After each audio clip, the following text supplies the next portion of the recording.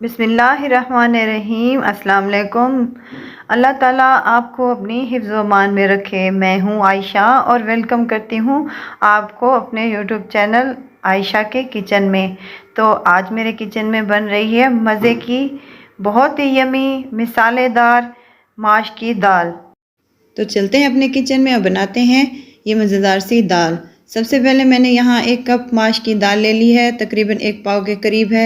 इसको मैंने अच्छी तरह से साफ़ करके चुन के तो इसको 1-2 पानी में धोकर साफ़ कर लिया था और काउंटर पर 20 मिनट के लिए छोड़ दिया था। अब मैंने यहाँ एक कढ़ाई ली है और इसमें 1 कप मैं इसमें ऑयल शामिल कर लूँगी। ऑयल गर्म हो चुका है। अब इसमें एक मैं चॉप शुदा दरमियानी साइज़ की एक प्याज इसमें डाल दूँगी और इसको अच्छी तरह से फ्राई कर लेंगे। ज़्यादा फ्राई नहीं करना, बस इसको सॉफ्ट होने तक फ्राई करना है।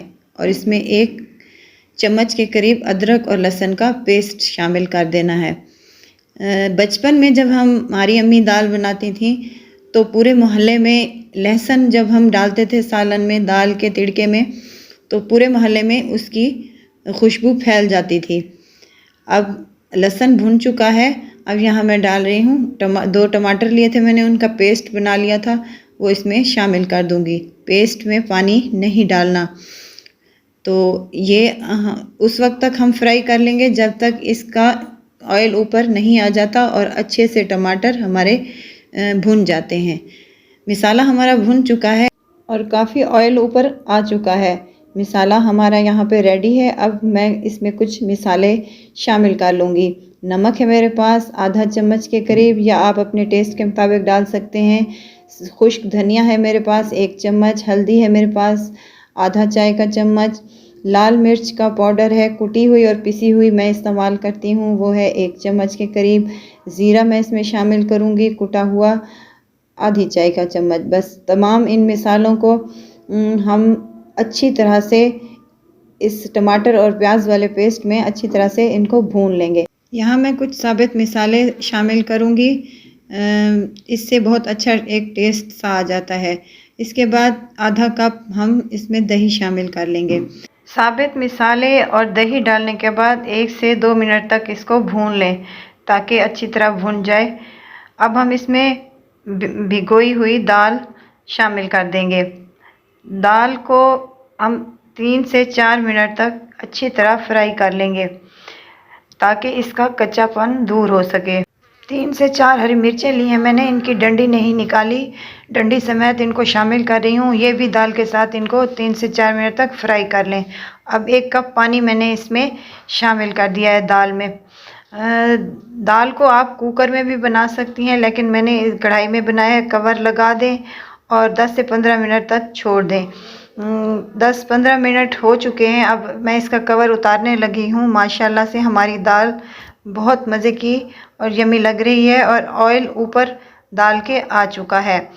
अब इसको चेक कर लेंगे कि हमारी दाल गली है या नहीं। अगर मेरी दाल माशाल्लाह से वो काफ़ी हद तक गल चुकी है, क्योंकि हमें फ्राई दाल चाहिए तो इसमें हम थोड़ी सी कसर बाकी रखेंगे, लेकिन गली हुई होनी चाहिए।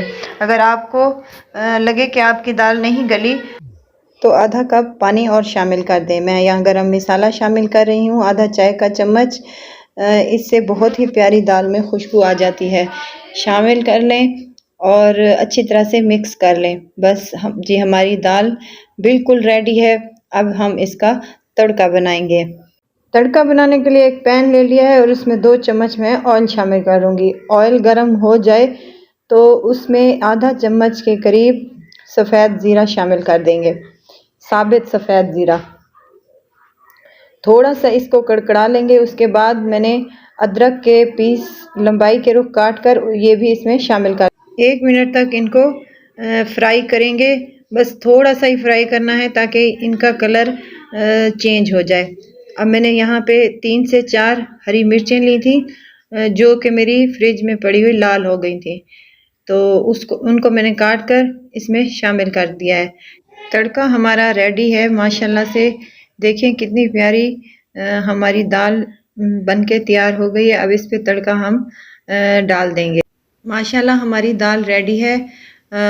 इस पर सब्ज़ धनिया गार्निश कर लें। सब्ज़ धनिया दाल में कोई भी सालन हो, मुझे पर्सनली बहुत पसंद है। आप भी इनमें हरा धनिया शामिल कर दें। माशाल्लाह से बहुत मज़े की लग रही है। ज़रूर ट्राई कीजिएगा और मुझे दुआओं में याद रखिएगा।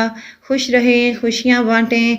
एक नई रेसिपी के साथ फिर हाज़िर होंगे इंशाअल्लाह। अल्लाह हाफ़िज़।